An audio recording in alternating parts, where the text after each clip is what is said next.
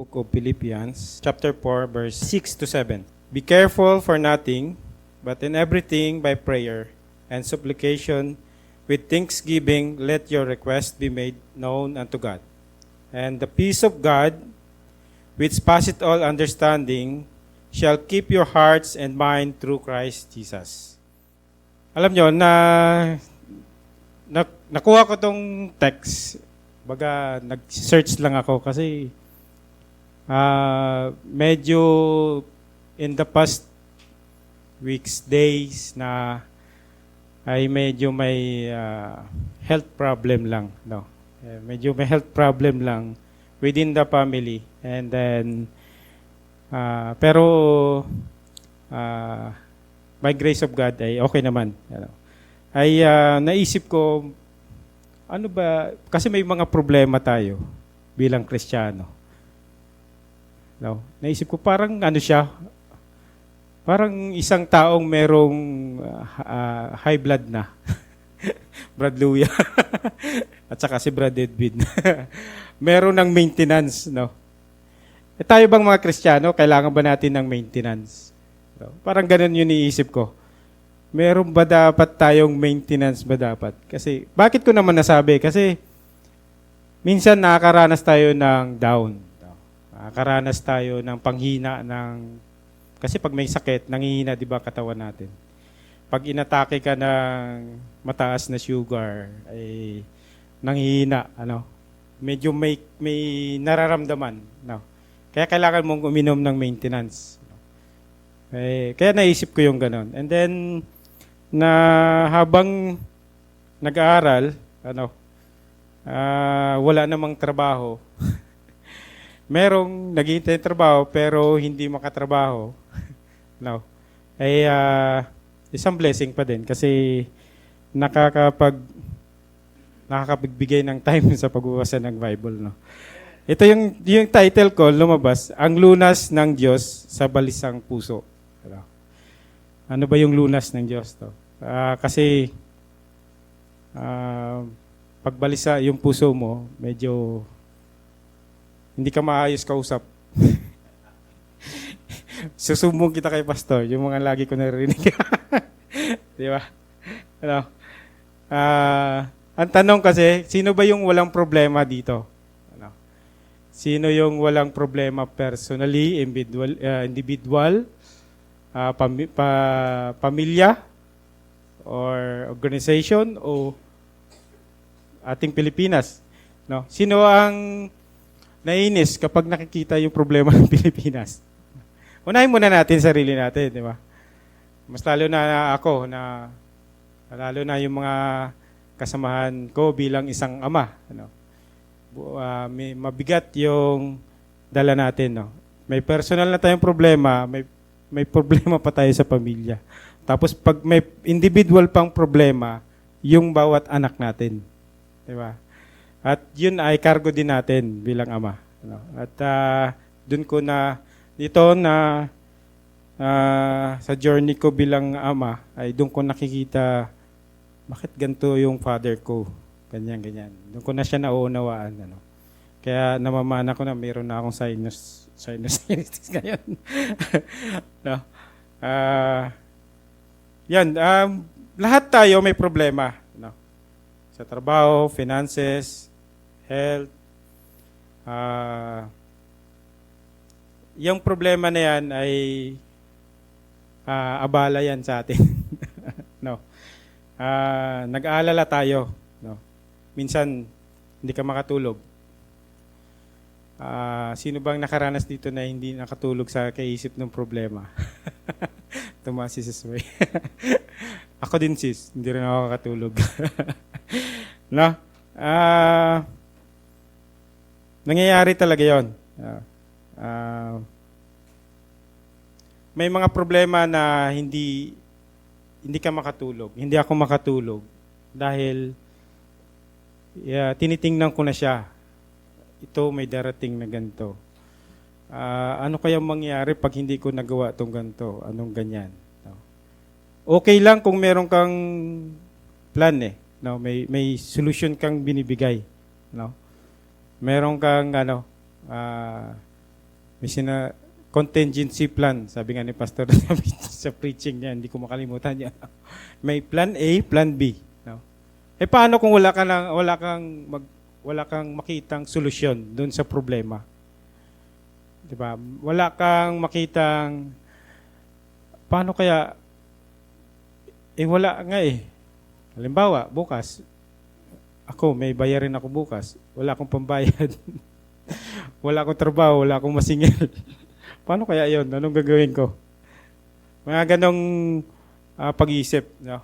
Ayaw ko namang mangutang kasi pagka inutang mo, dadagdag ulit, mag-accumulate. May mga ganun tayong pag-iisip, no? Yung problema na nagtitrigger para hindi tayo makatulog, no? At nagkakaroon ng mainit na ulo pagka nagdidesisyon. At sa loob ng bahay ay medyo nagkakaroon ng cause na hindi magandang pag-uusap, ano? Hindi mapakali.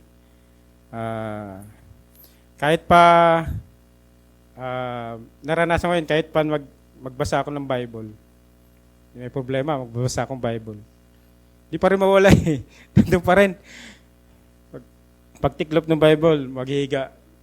May isip ko naman, sasagi na naman, hindi na naman makatulog, babangon na naman ako yan. May mga ganong instance, no, na nangyari. Hindi lang ngayon, mas lalo pa before, no, separate sa church ako before, no, na hindi ko pa, mas lalo nun, walang communication ako kay pastor. Solo flight, no. Yun yung hindi maganda, no, na hindi ko na naranasan ko. Ang walang church, walang pastor. Kasi ang hirap ng suluhin mo ang spiritual na pamumuhay ng walang nagga-guide sa iyo na elder. Wala kang makausap na magpapalakas sa iyo, no, na okay lang, blessing dahil yung asawa ko ay nakakilala sa Panginoon, pwede kaming dalawa mag-usap. Paano yung isang mag-asawa na hindi same faith, ano? Medyo mas mabigat, ano? Yan. Naniniwala tayo din na sovereign ng ating Panginoon. Naniniwala tayo na save tayo, hindi tayo pababayaan ng Panginoon, no? Pero nakakaranas pa rin talaga tayo ng pagkabalisa, no, sa mga nangyayari sa atin, sa buhay natin, individual, family, and mga bagay na minsan nakakapagpaiyak sa atin. Pero tingnan natin yung text. Pwede ko sabihin, huwag kayong mag-alala ngayon. No. Sabi kasi dito, una-una sa verse 6, tingnan natin. Be careful for nothing. Unang basa ko pa lang, be careful. Simple, parang basic English, careful. Mag-ingat ka. Alis na ako. Sige, ingat ka. No. Pero nung habang tinitingnan ko siya, ay may mga ilan din na nagsasabi sa mga commentaries, yung mga ibang mga sermon na PDF na ganun, na ito'y tumutukoy doon sa anxiety. Kasi ngayon, nung makita ko yung sabing anxiety, patungkol siya sa anxiety, be careful for nothing. Pumasok sa isip ko, be careful for nothing, yung wala. Kaya tayo pumasok agad sa isip ko, dapat ang mga Kristiyano ay hindi inasikaso yung mga walang kwentang bagay. No. Kaya parang pwedeng sabihin na agad na pag-depressed, ay kasalanan 'yan. Pero hindi, no. Kasi nga kung ikaw ay tinitingnan mo agad, inuuna mo yung mga bagay na hindi naman nating, kumbaga walang kabuluhan sa buhay mo bilang Kristiyano, ay makakapagdagdag sa problema natin. Yung worry, ito yon eh. Anxiety ay nagwo-worry ka na. Yung ang worry, di sa isip mo pa lang yan. No? Tapos, pag nag-worry ka na nag-worry, papasok na yan sa puso mo. And then, doon na, nagkakaroon ka na ng hindi nagkakaroon ka na ng pag-alala, papasok na yung anxiety, na hindi ka na makatulog. Yun yung isang command, isang utos doon sa ating text na huwag tayong maging anxiety. Be careful sa pag-worry. Be careful sa mga pag-aalala sa mga bagay na pwedeng mag-cause sa'yo ng hindi maganda. Mas lalo na magkukos sa buhay natin bilang isang Kristiyano. Ano ba ang nangyayari kapag nag-aalala tayo? Ito yun. Kapag iniisip natin ang ating problema ng paulit, parang gusto nating malaman at kontrolin ng isang bagay na hindi naman talaga natin kayang kontrolin. Yun yung sinasabi ko kanina na iniisip natin na ganito lagi, na ganito, gusto ko ganito. Isa pa sa mga nakakaranas tayo, ako, number 1, naiinis ako kapag yung isang bagay na gustong-gusto ko, hindi ko magawa, hindi ko ma-accomplish. Gusto kong yumaman, hindi ko magawa eh. Mayaman na sana ako, kaso kulang na lang pera. Yun yung isang bagay na may gusto kong gawin, pero hindi ko magawa. Naiinis ako. Hindi ko kayang gawin, hindi ko ma-accomplish. Isang bagay na mabigat sa akin. Last time, nag-chat sa akin yung kapatid ko, yung si Attorney Kat. Sabi niya, Tol, pwede bang luluwas si Mama, dadalhin ni Kuya, pwede bang dyan sa sayo? Kasi pag dyan sayo, gumaganda yung katawan niya, tumataba daw. Bakit kaya? Ngayon, kasi medyo mahirap pag nandyan si Mama sa bahay. Medyo, sa akin, masakit, no? Gustong-gusto ko siya na nandyan. Kasi minsan, pagka, kahit pagod ako, pagdating ko, nandun siya, kahit tulog na, pupunta ako. Tabi ako ng konti, tapos babalik na ako dun sa kwarto namin ni Mrs. Tapos minsan, parang baby siya eh. Minsan, mag-chat sa akin. Pag alam niya nandiyan ako, masakit ang paa ko. Pahilot naman. Pupunta ako dun, hihilot. Parang ganun yung, masaya yung ganun na sitwasyon na naranasan ko. Nitong huli, medyo mahirap manimbang kasi may problema rin sa bahay, na hindi rin siya pwede na doon sa bahay. Medyo naiinis ako. Naiinis ako dahil yung gusto ko na yon hindi ko, paano ko masolusyonan. Pinag-pray ko na lang sa Panginoon. At hindi ko pa alam kung anong solusyon na mangyari. Hoping, praying na sa sunod na mga araw ay may solusyon na makikita. Yun yung isang bagay na, isa lang yon sa mga part na naranasan natin na hindi natin kaya, na nakakapagbigay ng inis, discomfort sa atin bilang isang Kristiyano. Totoo talaga kasi ay hindi naman pinangako ng Panginoon na kapag ikaw ay naging Kristiyano, maalwan na lahat, peace na lahat. Maalwan na yung buhay mo. Yayaman ka na agad. May isang pastor niyan, yayaman ka na agad.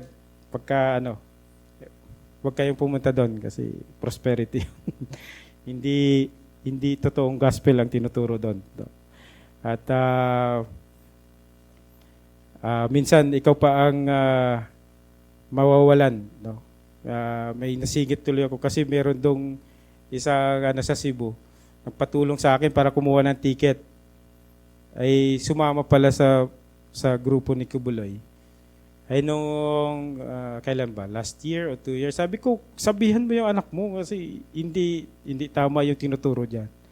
And ito, uuwi na raw kasi hindi na raw kaya yung buhay na doon sa sa kanila doon sa Kubuloy. Kaya umuwi siya ng Cebu, sabi ko. Sige, pagka tinulungan ko siya sa pagkuha ng ticket. And hoping na, ewan ko lang kung mag-meet kami sa Cebu ulit pagbalik. You know? Yun yung isang problema natin, no? Na tingnan natin yung ating sinasamahan, lalo na ang church na magbibigay sa atin ng totoong turo mula sa ating scripture. Yun yung totoong nagpapaalala sa atin, problema lang. Pero ang totoong nagpapaalala sa atin, number 1, ay ang financial natin. Yun ang number 1 lagi ang sa ngayon, no? Nakikita. Yun ang pinoproblema lagi. Lahat ng tao. Ako, ikaw, no? Pero sa scripture, wala pa akong nakikita, nababasa na ganun. Ang pinapaalala na, isa pa pinapaalala ng Panginoon ay yung bread. No? Kasi nga, yung bread, pagkain din yun. Diba? Parang maintenance ng katawan yun para ikaw patuloy. Pero, kasi pagka may yung time na panahon ng kahirapan, bread ang unang number 1 na parang ano ba yun, necessity ba o pangunahing pangangailangan. No? Ngayon kasi ang pera, lahat pwedeng makuha eh. Pwedeng mabili pag may pera ka. Kaya minsan problema mo yung pera kasi may pambili. No? Yan. Number 1 yan. No? Merong mga bagay tayo na nakakarinig tayo. No? Na sabihin natin, Panginoon, sis, Brad, trust our God. Babi mo yan. Pagkatiwalaan mo ating Panginoon. Hindi ka niya pababayaan. Madaling magsalita, no? Pero pagka ikaw nandun na, parang ang hirap din, no? Kaya minsan, mahirap din mag-advise. No? Kahit dito nga, pag nag-prepare ng preaching, ang hirap din magsalita kasi baka mamaya bumalik din sa akin eh. Pero totoo talaga, itong preaching na ito, tinatamaan din naman ako. No? At ito ay para, kahit yung mga unang preaching, no? Pag nagbabasa ka lang, nagpe-prepare, ikaw ang unang tinatamaan agad. No? Kaya minsan, pagka nakakaisip, pag nare-review mo na may tinatamaan ka, parang nakakaya naman magsalita dito. So, yun yung mga bagay. Pero, ang katotohanan ay nandun yung, medyo masakit, pero magbibigay din yun ng magandang hilom na nanggagaling sa ating Panginoon. No? Yan. Isa pang example, dito kasi, mas mabigat pa yung problema kung tutuusin nung nagsulat si Paul. Kasi nung time na ito na sinusulat niya, nasa kulungan siya. Ano? At kung akong titingnan, parang ang hirap kong gawin. Nasa kulungan pa ako. Tapos aalalahanin ko pa yung church sa Philippi. No? Na kung ano yung kanilang problema. No? Kasi marami rin problema ang church ng Philippi. Na yung isang leader nila, na isang minister, may sakit. No? Tapos may mga pinapaiingat niya para sa mga nagtuturo ng hindi tugma sa doctrine. No? May mga problema din. No? Pero blessed si Paul kasi sa kabila ng mga problema ng church, nakakapagbigay ng support kay Paul. No? Kasi may passage doon na nagbigay ng support kay Paul kahit nasa kulungan siya. Ano? Pero kung balik tayo dun sa ating message, kung sa sitwasyon ni Paul, di ba? Nandun na lahat yung ano, kasi hindi niya, kung ikaw nasa kulungan, tapos posible pang ikaw ay hatulan ng kamatayan, no, parang nandun na, pugutan ka ng ulo, mag-iisip ka na magiging balisa ka na nun, di ba? At pero kung titingnan natin yung kanyang pananampalataya sa ating Panginoon si Paul, ay mas inaalala niya pa yung kanyang mission. Tapos nakakapagbigay pa siya ng advice. Ito nga, careful natin. And then doon sa unang passage pa, ano yun, yung rejoice always, no? Ano yun, yung kanta, rejoice in the Lord, rejoice. No? Inulit niya yung rejoice. No? Ay isang madiin na paalala ni Paul yun. No? Tapos, papasok yung dito, be careful for nothing. Yun. Sa gabing ito, siguro meron tayong mga problema, no? Mga bagay na bumabagabag sa ating puso ngayon. No? Ako, meron bumabagabag sa aking puso ngayon. Alam nyo kasi pagka may problema na ang tatay, pag may problema yung anak, medyo mabigat yan. No? Di bali nang walang mabili, alam nyo yung tatay, pagka sipit-sipit yung 1,000 sa wallet, pag pumunta doon tapos humingi yung anak, nahuhugot eh. Diba?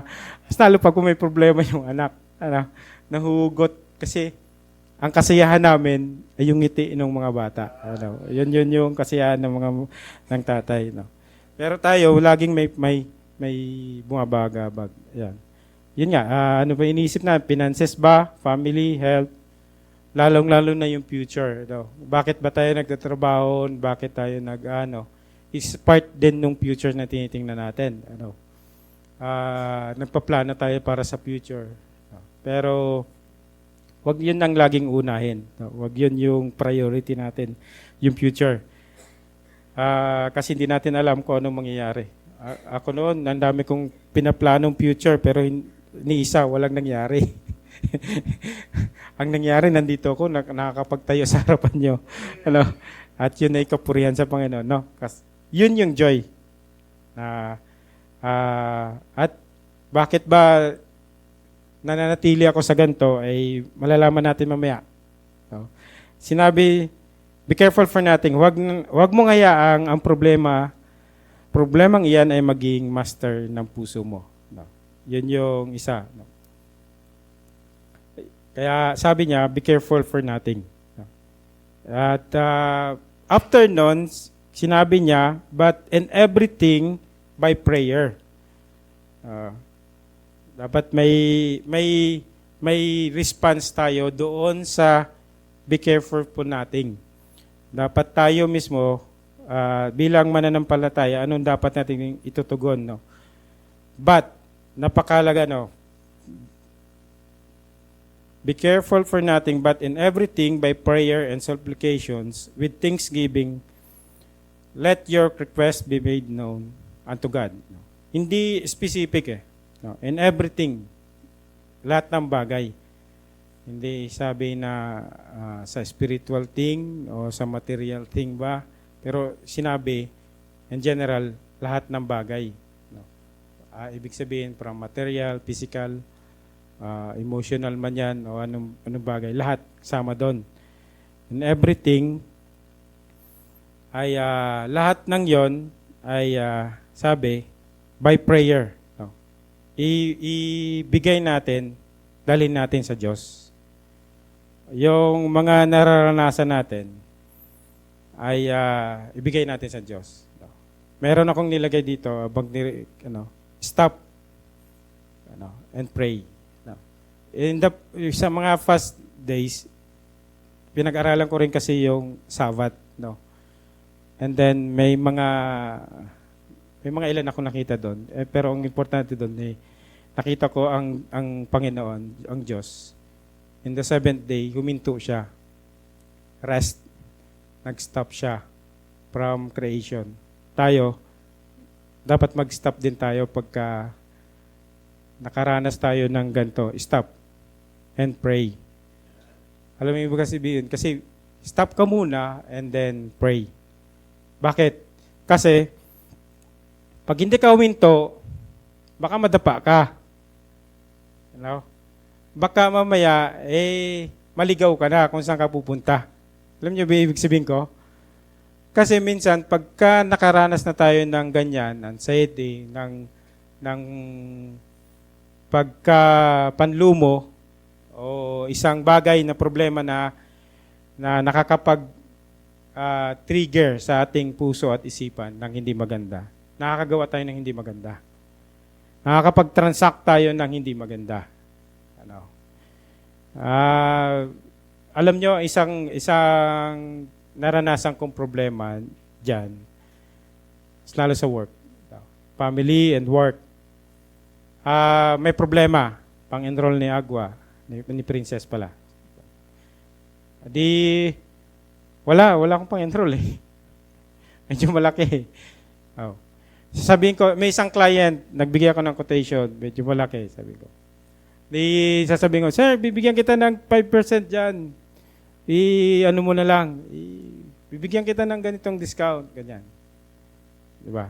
Minsan may papasok naman, sir, mag-down ka ng ganito.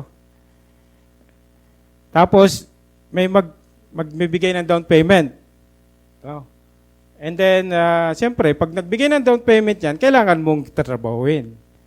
And then, magsasuffer na naman ako ngayon sa schedule. Ano. At kailangan ko siyang bigyan ng time. Kaya nahahati nga ngayon. Kaya minsan, nadidelay yung trabaho.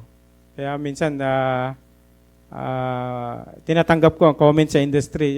Just, matagal mag-work yan eh. Kasi nga may mga delay na problema. Ang positive naman, okay naman kasi quality naman trabaho.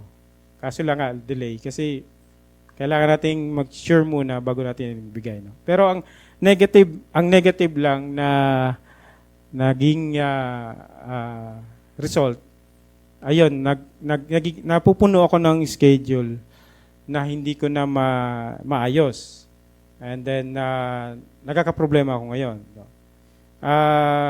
Tapos, alam nyo, ang nangyayari, doon sa ginawa kong solution na yon para maproblem, merong nagbigay, merong tatawag agad, sir, bibili kaming parts. Pwede bang cash advance yan? Sige, bigay agad cash advance.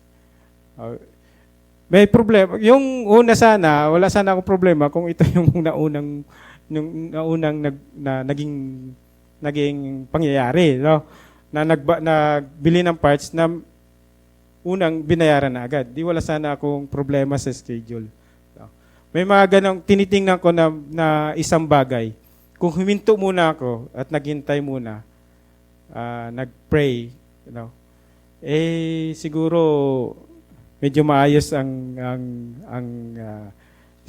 result ko. No? Kasi nagkakaproblema, minsan naiinis kasi ako sa schedule ko din. Ano? May mga bagay din akong gustong gawin. Lalo na, may mga gusto kong, minsan nakakaramdam ako na gusto kong tumulong sa church din. May mga bagay akong kaya kong gawin, wala akong time. At yun ay medyo masakit sa akin, no? Personally. No? Medyo parang nakakaramdam ako na parang wala man nata akong na i-contribute sa church. Pero alam nyo, ang isang preaching sa YouTube, tayo mga members sa church ay very important. No, importante ka sa church kasi body of Christ. No.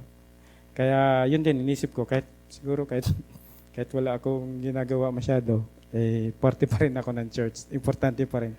Pag nawala ako, hindi may kulang ang church. Parang ganun ba? At sige, balik tayo. Yan. Tapos meron pa tayong isa, yun nga, isa pa, ang isa pang problema natin, mga Kristiyano, kilala na nga natin ang ating Panginoon.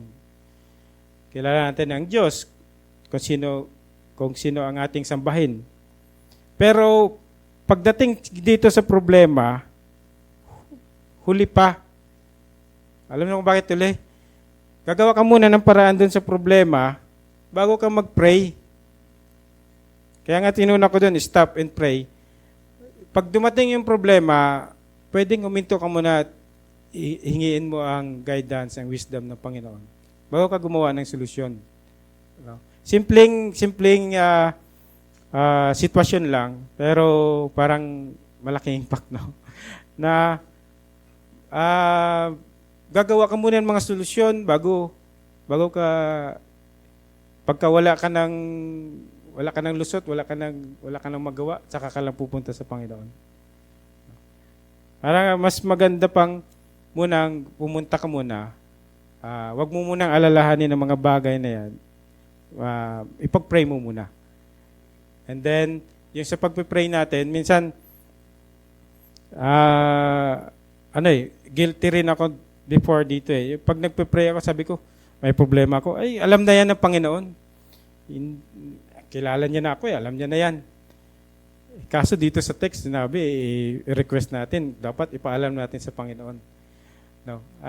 Isang bagay yun na parang hindi natin nakikita, na nagtitrigger na parang may yung pride natin, nagtitrigger din yun, na ayaw mo na.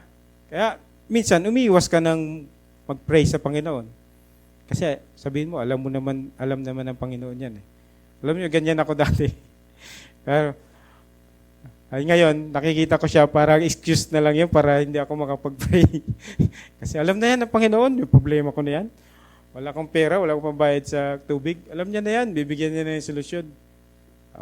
Hindi ka na magpe-pray ngayon.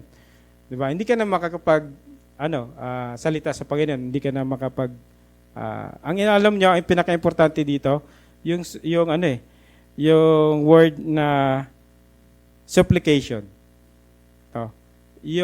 Kasi pag nag-pray ka, lalong-lalo na kung mataas yung pagtingin mo, mataas yung pagbibigay mo ng paggalang sa Panginoon, mataas yung pagbibigay mo sa pangalan ng Panginoong Jesucristo.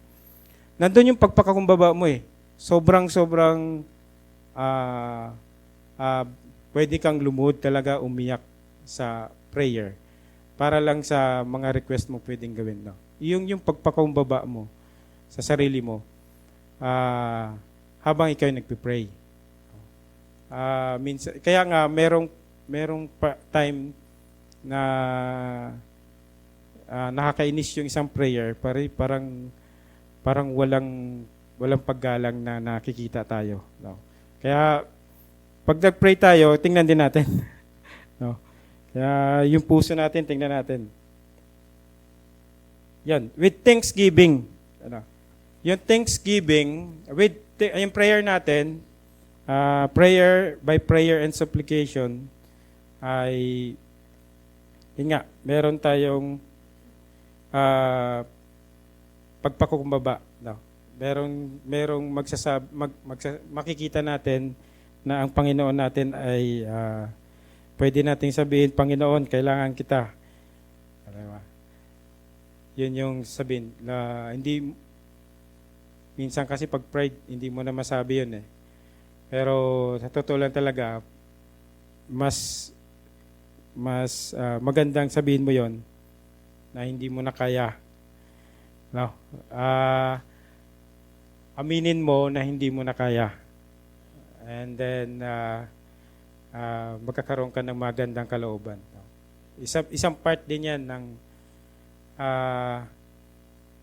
alam nyo, sabi ni Pastor last na preaching, sabi niya, sino ba dito ang dating, hindi naman sabi niya mayaman, no? Nakakaalwan sa buhay, tapos biglang naging mahirap. Naranasan namin po yon, no? Na maganda ang buhay, tapos biglang hindi maganda.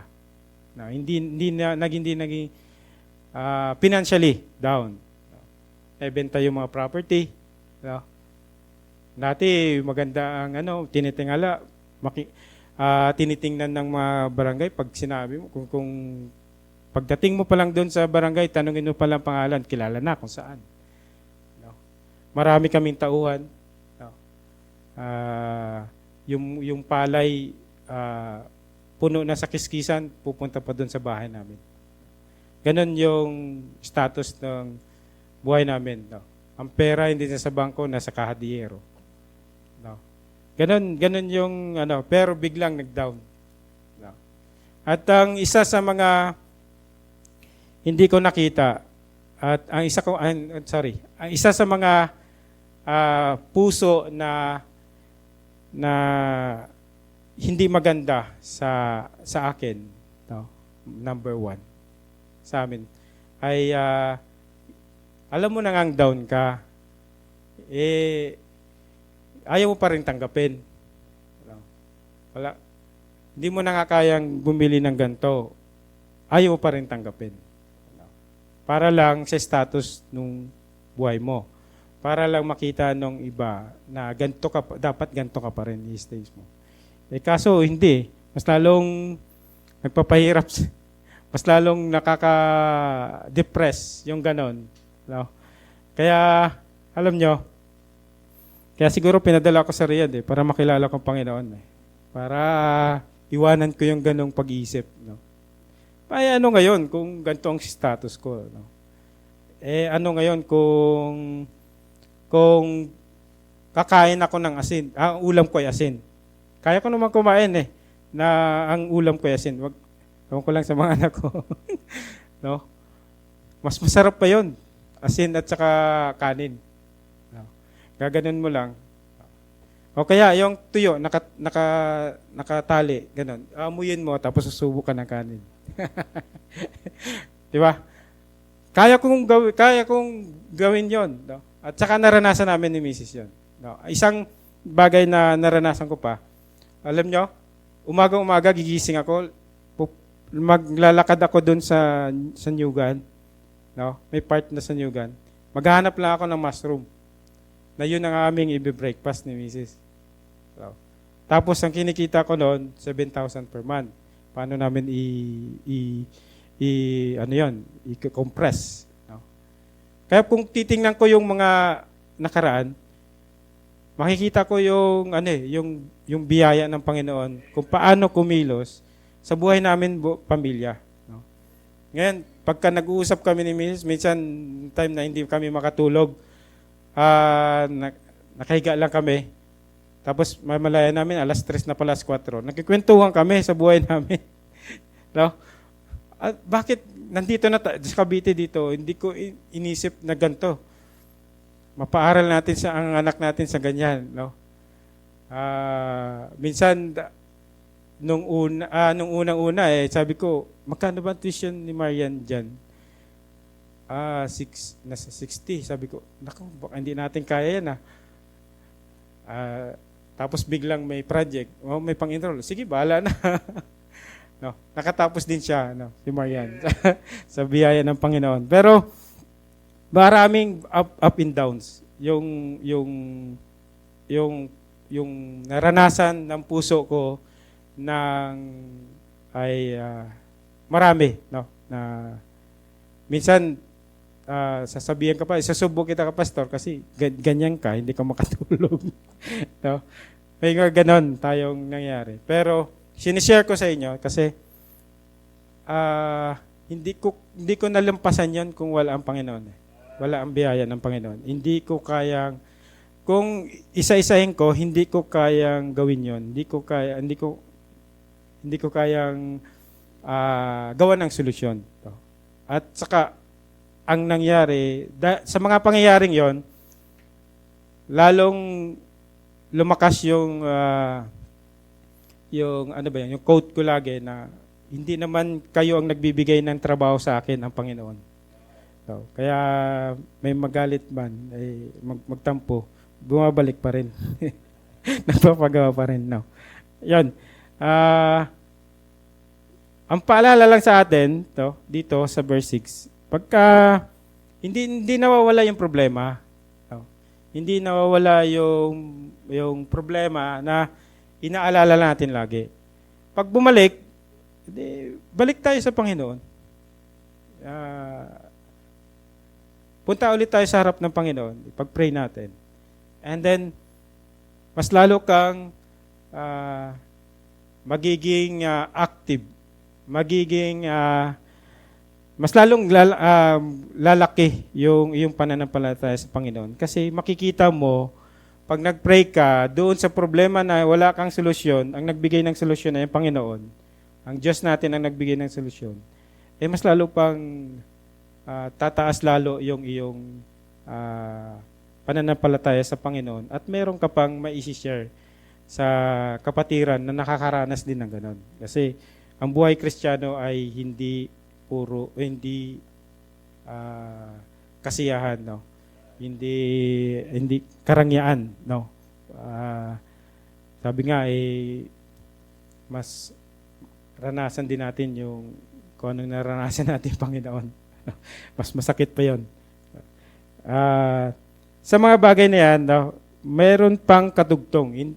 Kasi pag hindi natin sinama yung verse 7, medyo parang bitin. No? Sabi niya, and the peace of God, ang pangako, yan yung pangako sa panalangin ng ating puso. No? Peace of God. No? Yung kapayapaan sa ating puso. Kasi nga tayo nag-aalala kasi hindi tayo nakakaranas ng kapayapaan. No? Kasi isang bagay yan. Sino bang may gusto ng kapayapaan? Kaya nga, mas gusto ko pang sa probinsya na lang hayahayang buhay, walang inaalala. No? Kapayapaan daw yun. Imposible. Hindi sana, doon na lang tayo, no? Lagi. Imposibleng wala kang maranasang problema. No? At lagi na lang peaceful mind daw. Pero, alam nyo, dito pa lang sa peace of God. Kasi mayroong kapayapaan na inintroduce ang ating mundo na hindi maganda, na hindi biblical. Merong nagtuturo, mas lalo yung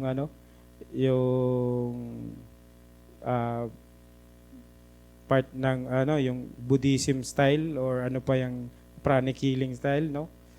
Kailangan mong isipin positive muna sa umaga para may mga ganong trigger silang para payapa yung pag-iisip sa buong araw. Pero ang kapayapaan ba na yun ang galing sa Panginoon? Kung ikaw Kristiyano, yun ang sinusunod mo, hindi ka naniniwala sa Panginoon na, di ba? Ikaw Kristiyano, dapat yung kapayapaan na tinitingnan natin ay galing sa Panginoon. At kaya tayo nagpe-pray kasi i-request natin. Kapag ka yung na-pray na hiniling natin sa Panginoon, 'di ba may kapayapaan kang naranasan. Sa prayer request natin, pag naibigay niya, 'di ba? May kapayapaan sa ating puso. Which passeth all understanding. Mauunawaan mo na. Matatanggap mo kung ano yung problema. No? May mga bagay kasi tayo na hindi natin maunawaan sa ngayon. At may problema tayo nangyayari sa atin na hindi natin maunawaan ngayon. Pero in the long run, pagka pinag-pray natin tapos nakita natin, nauunawaan natin. Pero nauunawaan natin yon sa sitwasyon ngayon. No? Natatanggap natin yung problema na ito, masakit man o hindi. Kasi nauunawaan natin dahil meron tayong pananampalataya sa Panginoon. Yung pangunawa natin ay hindi man magandang solusyon, pero yung pagtitiwala natin sa Panginoon ay dun magti-trigger, no? Yun yung sinasabi doon. And then yung huling-huling word through Christ. Yon, may kapayapaan ka, naunawaan mo lahat, natatanggap mo lahat sa pamamagitan ng Panginoong Jesucristo. Pero kapayapaan, peace. questionable yan sa atin. No? Pagka ikaw ay isa pang, ang problema talaga ng isang tao ay hindi talaga itong physical, everything. Hindi problema, ang problema talagang mabigat ng isang tao ay hindi financial, hindi yan yung malaking problema, hindi yung bahay mo o ano. Kundi ang iyong buhay. Ikaw na namumroblema sa buhay mo kinabukasan, ano yung kakainin mo, ano yung may matitiran ka ba?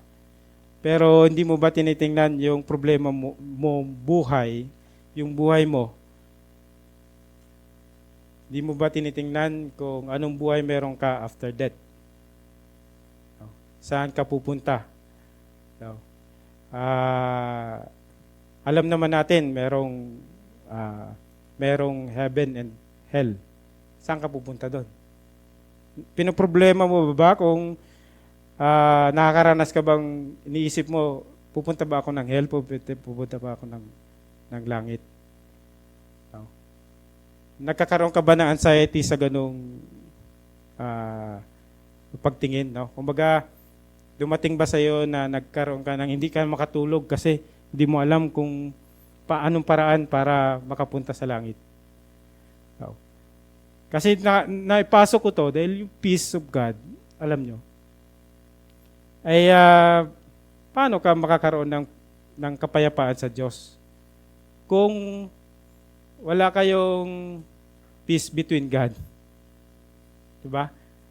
Sabi dun sa Romans, sin, enmity against God. Di ibig sabihin, para kaaway natin. Di wala kang peace. Diba? Pagkaaway mo yung kapitbahay mo, hindi ka makatulog. Halimbawa, meron kang nakaaway na laging war break. Di ba hindi ka makatulog dahil baka sugurin ka sa bahay? Wala kang peace kasi kaaway mo. No? Paano ka magkaroon ng reconciliation sa Panginoon? Paano ka magkaroon ng peace? Paano mawala yung paano maging hindi magkaaway ikaw at ang Panginoon. No? Sa pamagitan ng Panginoong Jesucristo. No? Ito yung paraan. Paano tayo magkakaroon ng peace through Christ, Jesus Christ. No? Sa Romans 5, chapter 5, verse 1, therefore being justified by faith, we have peace with God through our Lord Jesus Christ. Yan. Bago tayo magkaroon ng peace of God, kailangan natin magkaroon ng peace with God. At paano tayo magkaroon ng peace with God? Being justified by faith. Hindi dahil naging mabuti tayo, hindi dahil sa ating ginagawa. No? Kahit mabuti ka, na deserving na tayo magkaroon ng kapayapaan sa Diyos. Peace with God. Pagka ginawa ko itong mga bagay na ito, ay okay na ba sa Panginoon? Ay hindi yon yung paraan, kundi dahil ang katwiran ng Panginoong Jesucristo, dahil sa Panginoong Jesucristo, nagkakaroon tayo ng peace. Siya yung sinasabi nga natin parang mediator between sa atin at saka ang Panginoon. Dahil sa ating Panginoong Jesucristo, nagkaroon tayo ng kapayapaan sa Panginoon. And then, hihingi mo lang, kasi sabi nga, yung kasalanan, ay yun yung naghihiwalay sa atin at ang Diyos. Pero, kapag ito ay ating hinihingi ng kapatawaran sa ating Panginoong Jesucristo, at siya ang ating gagawing Panginoong Jesucristo, ating Diyos, ating pananampalataya sa Kanya, no, ay magkakaroon tayo ng kapayapaan sa Panginoon. At dahil sa Kanya, tayo'y makakalapit na sa Panginoon Diyos.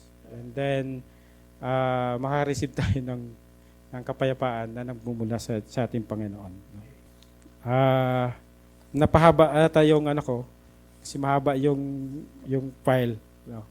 At kasi medyo na masaya ako sa preaching nito kasi kahit din na ako ay nagkakaroon ng magandang experience, no, sa mga tinuturo. Dalawang verses lang pero malawak yung binibigay ng katuruan ng Panginoon. No. Ang paalala lang lagi sa atin ng Panginoon ay yan,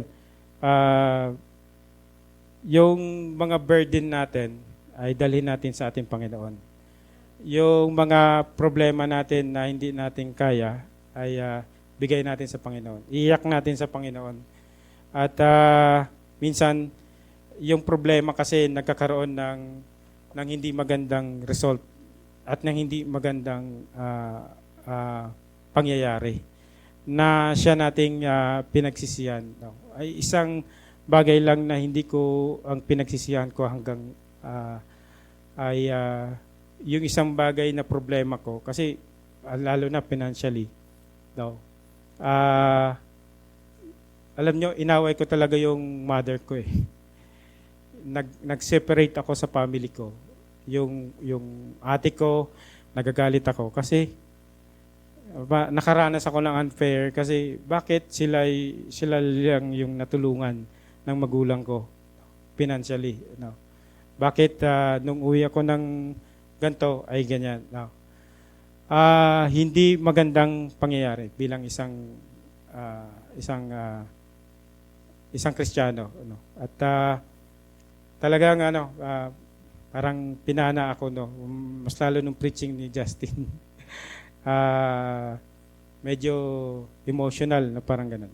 Pero isang bagay 'yon na pinapasalamat ko sa Panginoon kasi meron talagang reconciliation sa bawat ng problema, no.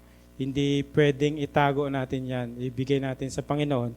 And then magkakaroon tayo ng kapayapaan na kahit man mali yung nagawa natin ay kaya yung itama kasi dahil sa Panginoong Jesucristo. Siya ang perfect na namuhay dito. Hindi naman natin kaya kung wala siya. Kaya